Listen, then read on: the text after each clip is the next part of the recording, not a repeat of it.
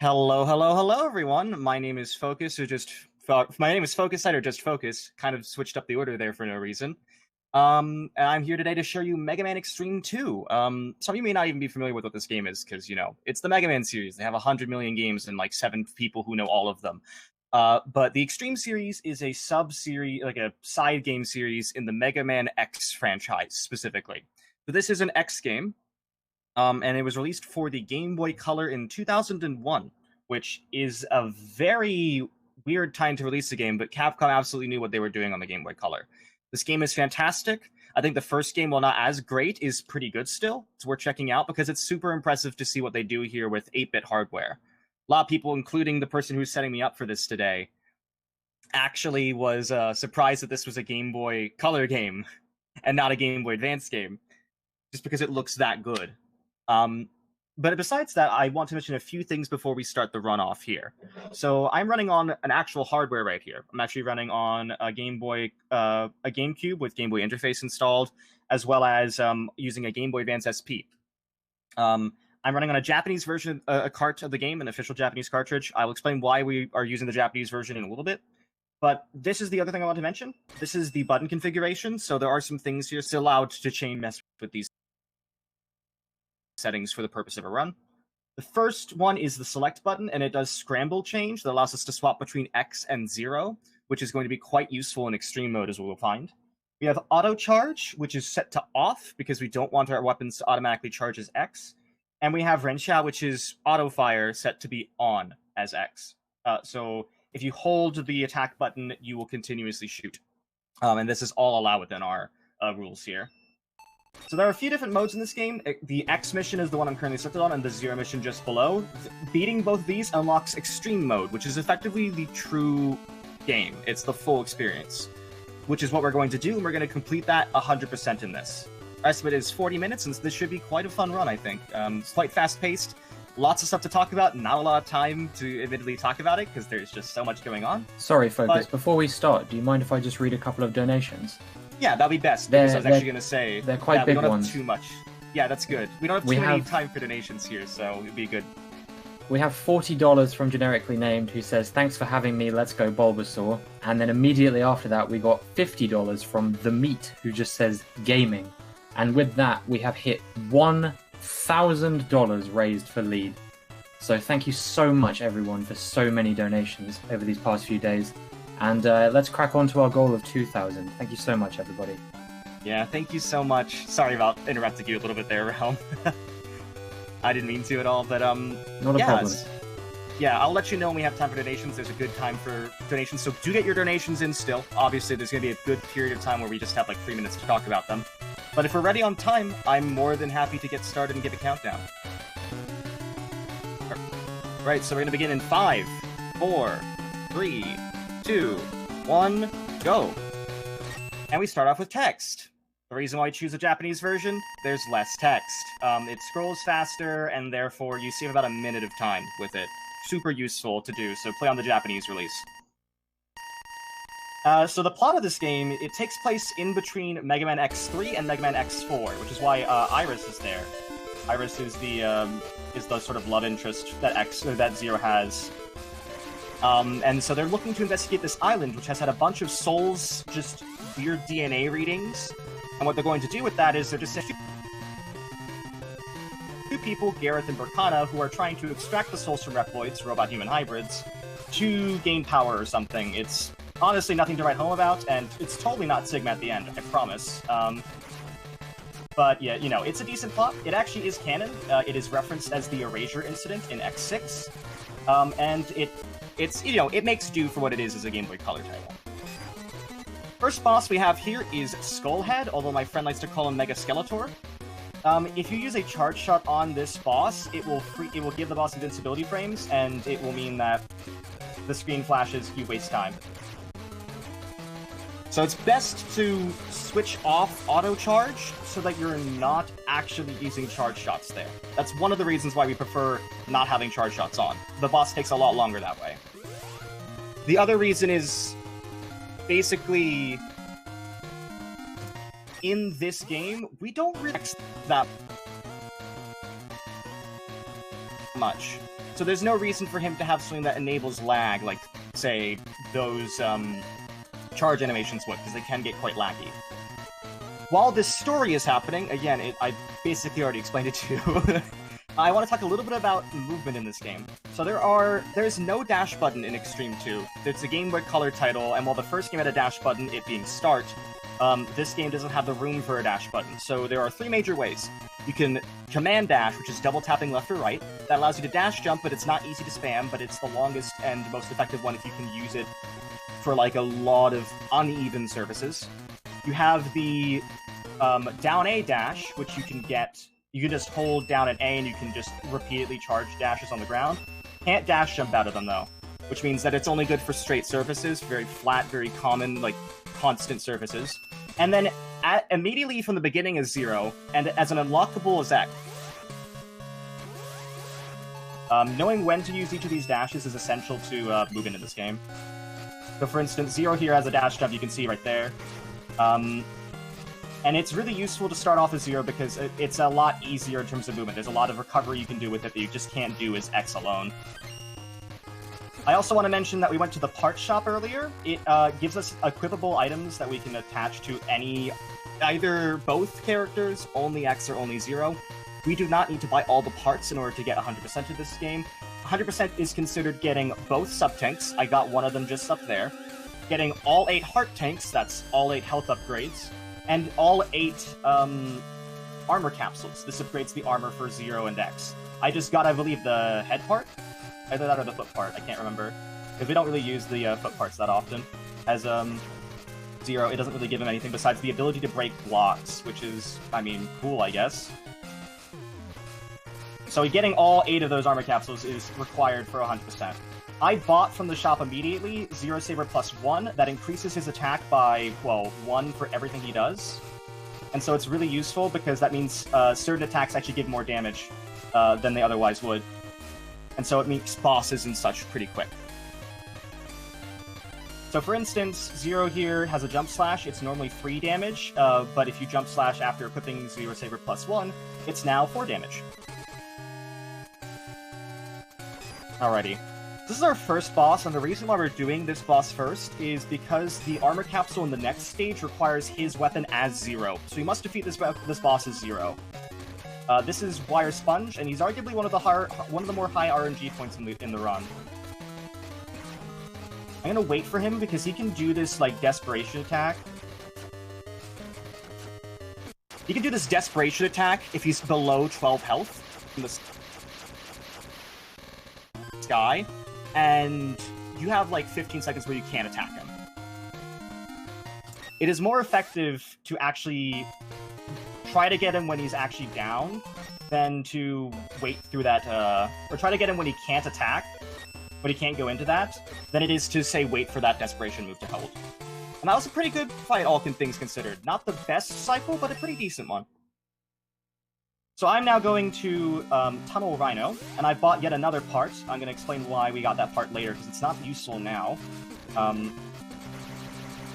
As you can see, the different slashes do different things of damage. 2 jump slashes are more effective than, say, 2 jump slashes and ground slash.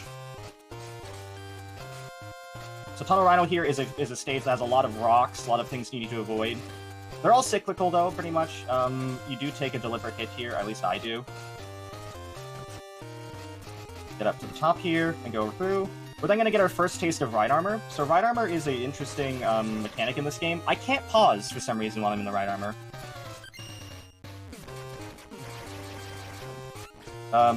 Which I don't know why, but you have a very long dash and that can go into a hover. And now here I'm going to equip the part I got. This is the Energy Saber. This means that all weapon energy, which is the bar below the health bar, is now reduced to half. So basically everything you use uses half as much energy as it would have before. Why is this important? It's important because of this armor. This armor is the most important armor in the entire game, the arm parts. The arm parts give Zero something called Zero Final. It is a selectable move that's like screen clear if you use it on enemies, but it also does 10 points of damage to bosses. It's like a big flash, because this game loves flashes, as you'll see. And it allows Zero to do that much damage on bosses. It normally uses more than half of the meter, so it wouldn't be useful for, say, without the armor cap or the parts we get. But once we get that part, we can actually use it twice. Which means we save some stuff with that. A little bit of a harder bit here because Zero does some interesting things. And I try to do damage boosting and such. But here we get the Tunnel Rhino, and so we have now the same pretty much approach to every boss. Zero Final is that option on the menu. Just select it.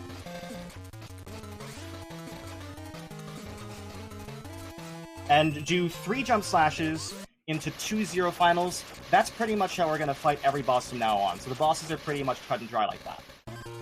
It's not necessarily easy to do that on every boss, but very solid Tunnel Rhino right there. And so now we get a little bit more exposition from our 2 main antagonists here. Totally not Sigma at all. We can't say it's Sigma. It's not Sigma. Look at them. They're not Sigma. But as a general note in this, we have to do these 2 bosses first because of those 2 things in particular. We want to get Zero Final as quickly as possible because it's such a useful thing to use on every boss thereafter. I then personally go for Volt Catfish Third. Volt Catfish Third is where we get... Volt Catfish gives us the foot parts for X, which allows him to actually dash in the air. You can do air dashes now. And that's super useful. I find it better to do that than to go to, say... Some people do Blast Hornet, my 4th stage, 3rd, to get the RNG out of the way, but I prefer doing this now. Because, well, this section is annoying with all these bats and the vertical climb and, oh, the lag.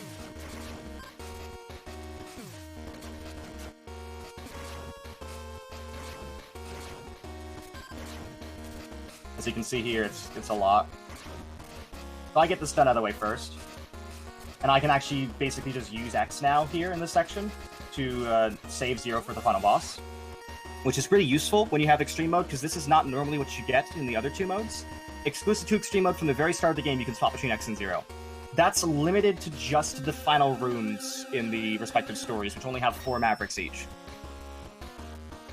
So the foot parts here, yes, super useful. Now the air dash is X. Look, whee! And we can do a lot more with it.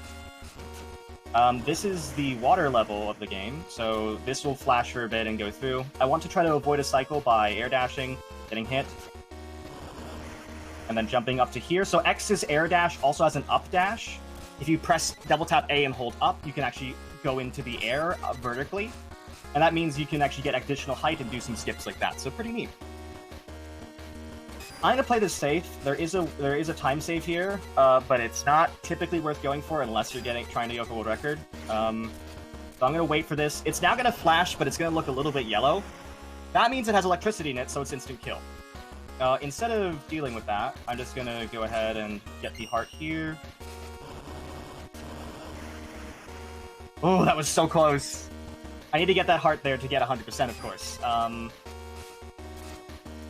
And then I do damage boosting off of one of the enemies there, because that will take precedence if you aren't touching the water yet, and then you need to quickly climb up the wall to avoid dying. You can get hit by the enemy that's near the heart tank, or the heart tank. Issue is that sometimes it will actually be, depending on where you're standing, it'll take precedence.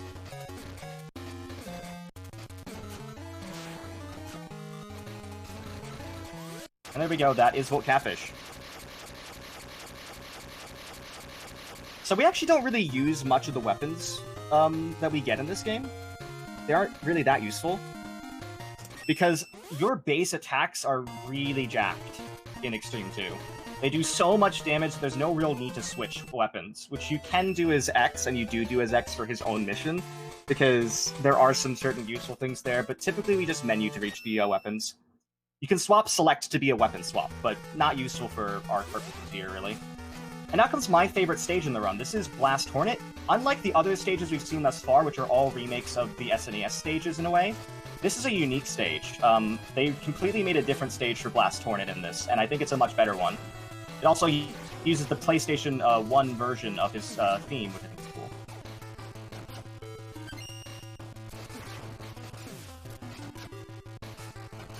Ooh, that bee was really pesky, huh? So yeah, this stage is completely unique. I'm using the Drill Crush on these enemies. This is one of the few moves at Zero that I do use. We get that from Tunnel Rhino. So if you press the attack button and down, you can do this like dagger move that allows you to like really get multiple hits on enemies that are like stationary. And I swap to X. I use the air dash to skip a bunch of platforming here. And we can get up to the top here in quicker time. This here requires the Drill Crush to get through, and that is the armor capsule right here.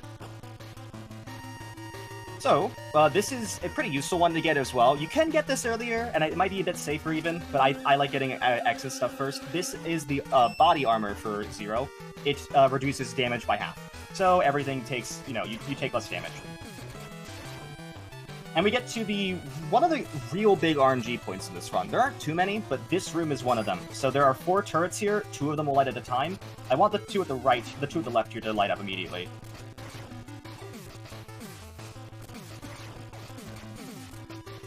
That was okay. I kind of botched what was decent RNG because I only did 1 per hit.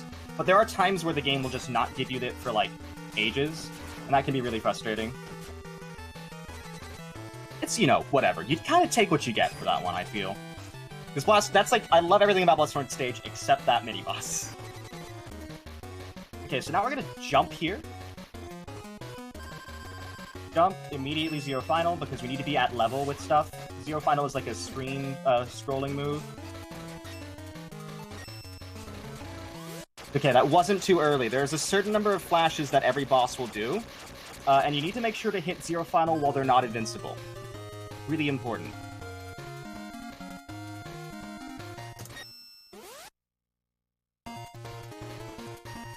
Notice that, what we just saw there? That's what's called fast text.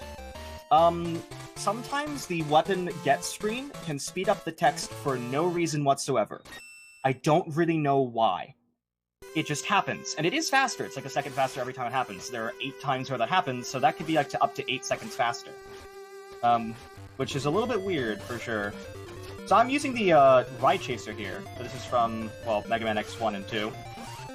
It functions a little bit differently here. You can attack with the attack button B, or you can also press up to attack, which is actually better, because you can't jump out if you hit the attack button. And we're going to do something really cool here. We're going to do some real cool damage boosting here. Gonna wait for this enemy to attack me. Jump up high, through, jump over, back, fall down, get hit here, and there we go. All these tornadoes here are normally instant kill. So, pretty neat. You can skip a lot of that way. I almost died. Very keen sense of... if you don't time that jump well, what happens is you get hit by that and you die. So you need to jump, hold a full jump, and not hold back into the wall too quickly, because what you just want to do is air dash to that little crevice. I almost died and had to redo that entire section over again, but we saved it, fortunately. And now Zero is fully upgraded with his armor. He gets the headpiece here, which, you'll notice a commonality about those pieces. They break blocks. I don't really get the point of it. This is just another Ride Chaser section. We have like a good 30 seconds for donations, or any other announcements you'd like to make, so Realm, go right ahead. I've got one that I think will be absolutely perfect for you. We have $10 from Rillabelle, who says, "Hello, my good friend, https://www.twitch.tv/FocusSight." Do with that information what you will. Yes, thank you. Thank you, https://www.twitch.tv/Rillabelle. I really appreciate that.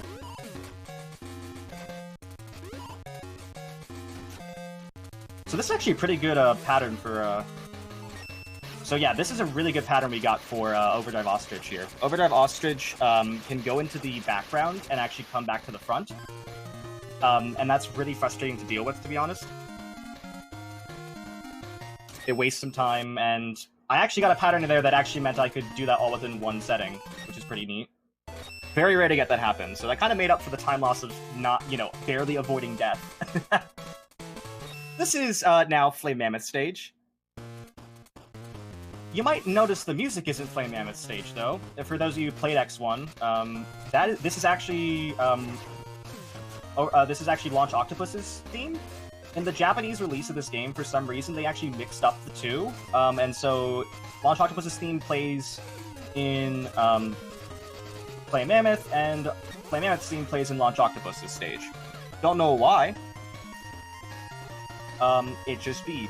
And I actually didn't notice this until someone told me, like, 3 years after I started running. I'm like, wait, those aren't the right themes?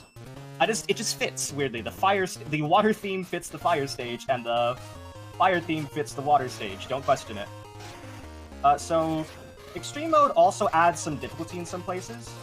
For instance, with this stage in particular, those fireballs that come from the platforms, they aren't instant kill in X's mission, where the story's where this Maverick is originally from. But they are instant kill in Extreme Mode, which means you need to be careful about how you approach them. I actually damage boost off the ground most of the time in order to get through in a decent time. So I like damage boost off the lava on the floor because that won't hurt me. And now I get to this very laggy section.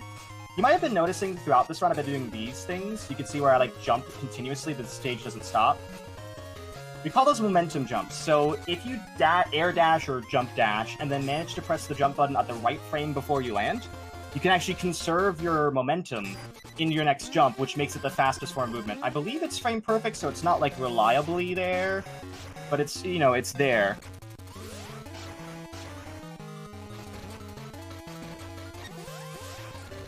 So why am I switching to X here, you might wonder? Because I've just attacked everything I said. Oh, Zero's like the main fighter we use. Zero's like the tank. Really cool dude, Zero.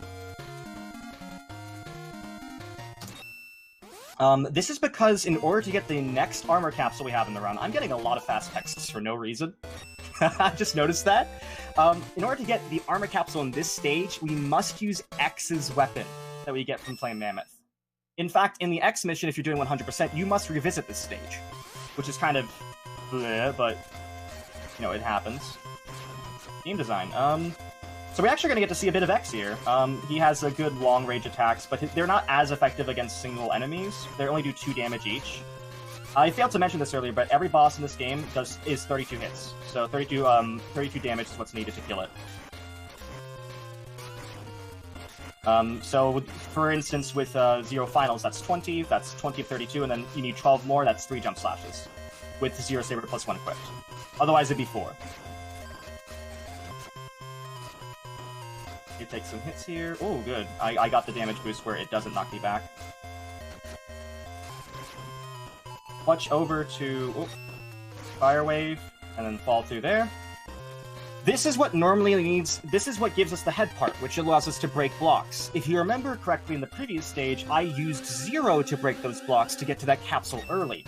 Which means in Extreme Mode, you can use the other characters' upgrades to unlock the remaining characters' upgrades, which is kind of neat, which means I have no revisits. Nothing that I need to revisit whatsoever. So this is just one continuous run without any of the, you know, the junk in between. I'm gonna make sure I don't get hit here. Hover up the sky here, the enemies won't spawn. You can get that, and then you can go through like that. Neon Tiger here, is similar in the sense that we must defeat it. We would like to defeat it as X, but it's not required to defeat as X. It will just make the next stage easier. So I'm gonna do 2 Zero Finals. Switch over to X now. And there we go. I didn't bother to switch back from Fire Wave because it doesn't matter. It does the same attack as the main Buster.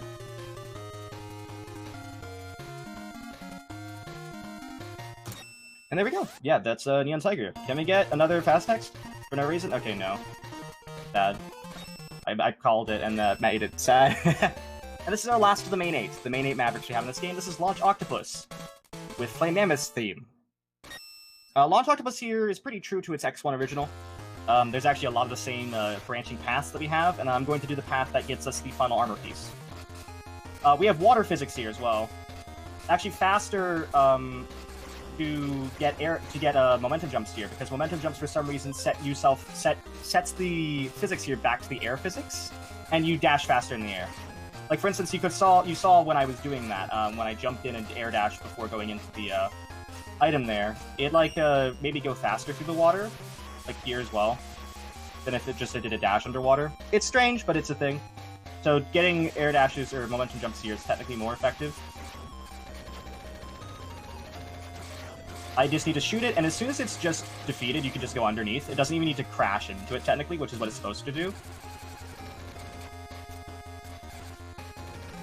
I feel like this enemy spawned in quicker than normal. Huh. I'm gonna try to get some of the drops here, if there are any. Because we actually do need 100... We do need drops from these health and weapon refills. They are called souls because apparently the currency in this game is also what you're trying to rescue. So you can just buy stuff with people's souls, which doesn't seem right, but, you know, Mega Man. We need 100 souls from drops in order to get all the parts we will need to do this effectively. And I think I've already hit that, but it's always good to be safe.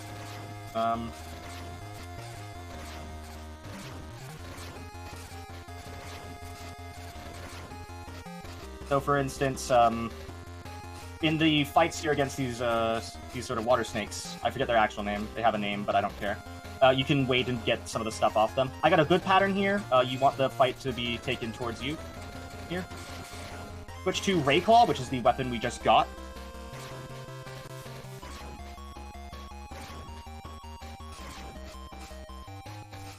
And from there, we can go like that. Underwater, it's best just to dash down A, because there's no reason to jumping, because jumping is slower underwater. And this is not the weakness for Launch Octopus, but it will make him into Calamari, which is funny. He's actually just completely vulnerable now. We can do our usual Zero stuff. And finish him off like that. Damn.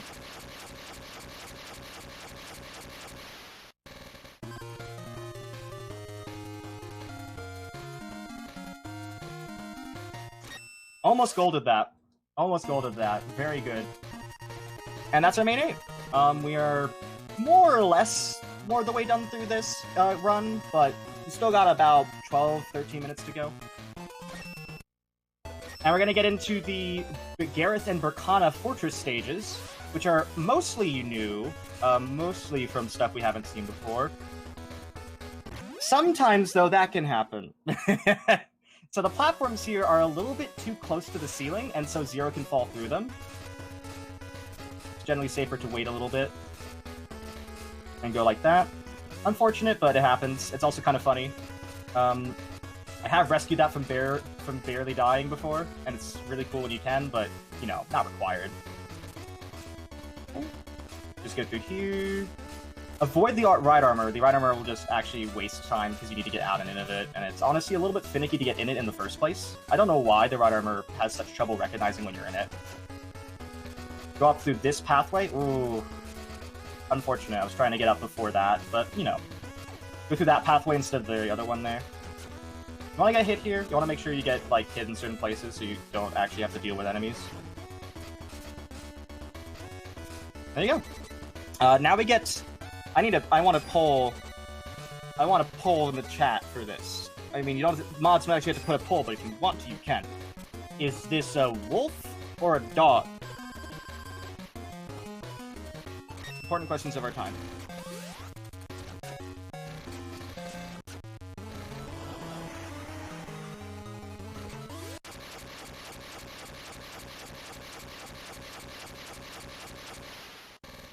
That's a question I will leave for you all, for Velgarder. Yeah. And so now we're going to actually use X a little bit more. We're going to use X here because X's air dash is actually a little bit longer than Zero's. And so I'm going to do something here called Platform Skip. Get damage boosted here, jump into this enemy, down through here, and there you go. That skips that long platform that you couldn't skip otherwise. And we're going to use X throughout the rest of this stage because I want to save Zero's health for the final boss. Arguably the most infamous boss, colloquially known as Sphinx Tank, actually in the game called Izaz and Zawilo because, you know, Mega Man. This is the X part of the X run. halfway through here. And you kind of have to use the up dash here. I don't know, the up dash is like the foot parts are technically optional for the armor, but they're kind of essential to this, and I don't think they thought that through. But we'll see actually later a more egregious example of that, because it truly is weird that they act like those are optional when they absolutely are not. Jump up through here, go down, keep on shooting. Switch to 0, and we're gonna do something pretty interesting for this fight. So this fight has two faces, not phases, faces. It has a top face and a bottom face. You can hit both of them at the same time with a 0 final that's placed well between them. So for instance,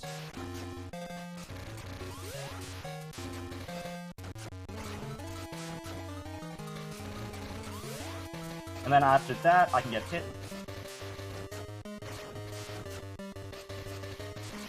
Oh, that was so close to dying, honestly. I was trying to do the Drill Crush to hit both of them at once. It didn't quite work out, but still solid. Look at the health there.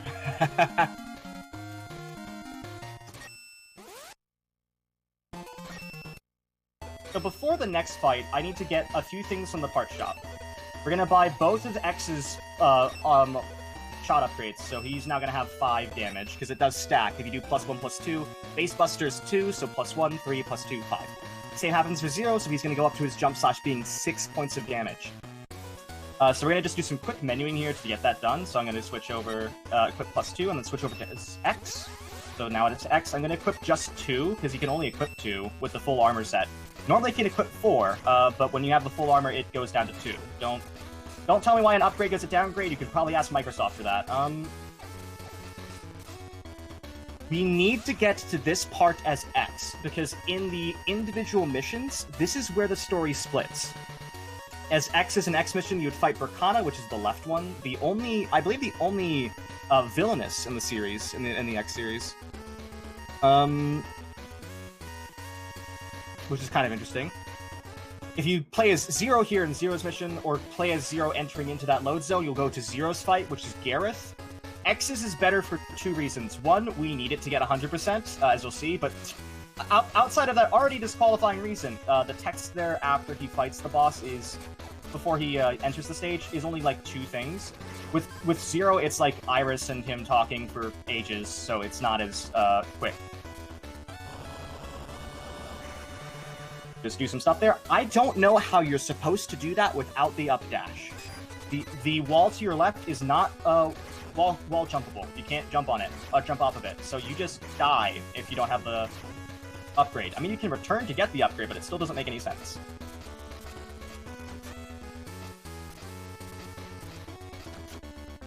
This is not a laser wall. This is not instant death. In fact, we get the secret capsule here, which is required for 100%. This is the Shoryuken and Hadouken, both the Street Fighter moves. While they were instant kill in the respective SNES games, they were like instant kill moves, it's not an instant kill here. It's in fact just 5 damage. And that doesn't improve with the... that doesn't actually stack with the remaining powers. So I wouldn't be 8 damage, for instance. It would just be 5. Guess what's 5 damage as well? Our base shot now.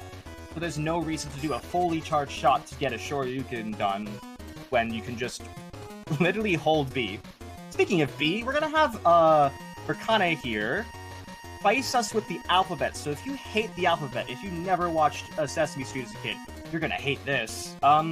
So she uses the alphabet against us. Should be an A, yep. And some B's. If you get hit by these, it will disable the button that it mentions. So pretty good fight. She just like attacks us with the alphabet, and we avoid it, and that's that really. It's also a much easier fight than Zero's equivalent.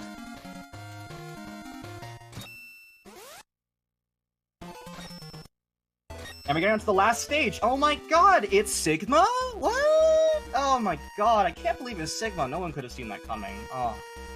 Best plot twist of 2001. Ooh. So, Sigma here is behind it all. And, you know, he's there. This is where we get to do the refights, the typical boss rush, which is just the 8 bosses we fought before, but now we're basically super powered. Which means you don't even use Zero Final to fight them, because you only have 2 Zero Finals to use, and honestly, because Zero now has 6 damage instead of... Zero has 6 damage instead of 4 with his jump slash, it's actually better to not pause and waste the time with the animation. You want to switch over to these few weapons here, I'll explain them when we get to the later fights, the last fight as well. But for now, this is pretty self-explanatory, just kill all the bosses as Zero. Which in that case, Realm, if you have any announcements or things you like to map, you have about 3 minutes. Have at it. Oh boy, 3 whole minutes. I don't know what I'm going to do to fill time for that long, because we don't have any new donations at the moment, but I can update people on our bid wars and incentives. Our Pokemon Sword Shield Pokemon Choice bid war has had a lot of movement since the last time I updated you guys. Bulbasaur is currently leading with $108, and Squirtle is down there on $79. So if you are a Bulbasaur hater or Squirtle enjoyer, Squirtle needs $30 more to take the lead again. And yeah, why not donate a bit more than that, just to put Squirtle in a bit more of a comfortable position. Although this bid war has been back and forth so much, so there isn't really a comfortable position, I think. If I can put my position out there, I want Squirtle for a reason I can't mention because it's too embarrassing and K-pop related, but vote for Squirtle.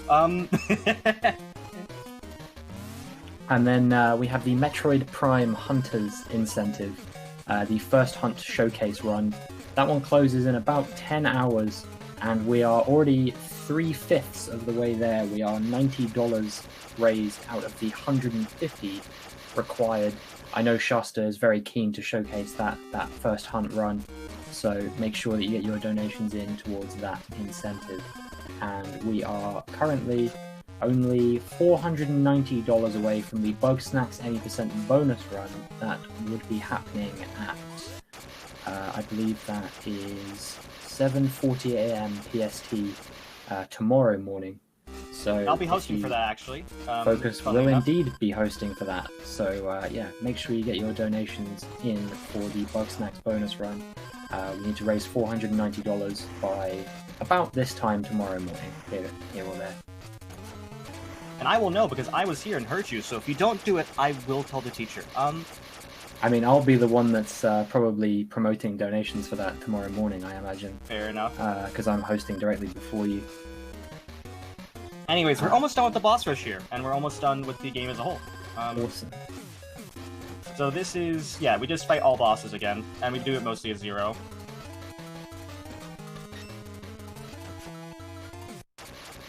And I split when the thing goes bloop.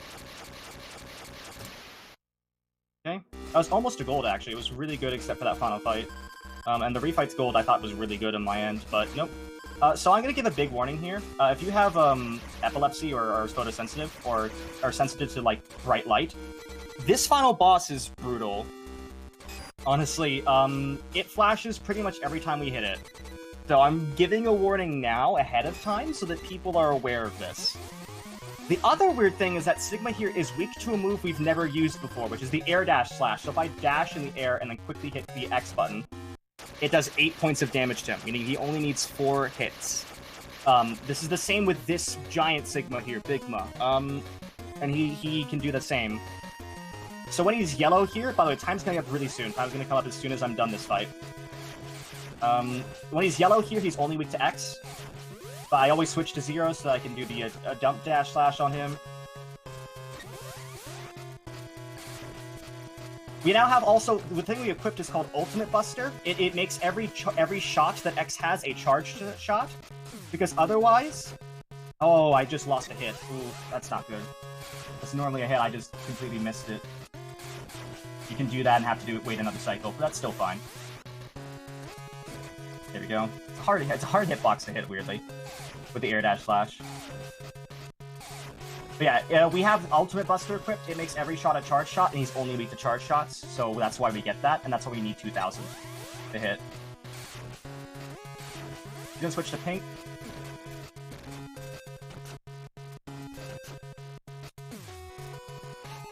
I'm being extra safe here, just to take the health. I don't want to die in the final hit. There we go! That's time. 36:25 on my end, which is incredibly good. That's only like 48 seconds off world record. Very nice run. In fact, it is my best marathon run. For Xtreme 2, so pretty good. Pretty good, all things considered. At least I think it's close to my best. I feel like whenever I watch one of your marathon runs, you always say it's your best ever marathon run. I feel like you're just insanely consistent at the games you run. Trust me, this is better than any run that I did in practice for this event. So that's very impressive. Well done. Yeah, and I made a big mistake at the end as well too. So pretty good. Yeah. So thank you everyone for watching.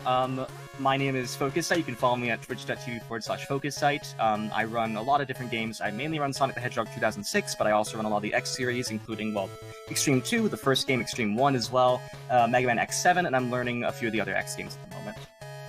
Make sure to donate for this cause. I'm really glad to have been able to support here and help out where I could, and I'm really, really thankful for everyone for watching as well. Make sure to keep on watching, keep donating, and I will see you back again as the host tomorrow morning, for sure. So I look forward to that, and I look forward to all the runs we have coming up. So, stay tuned.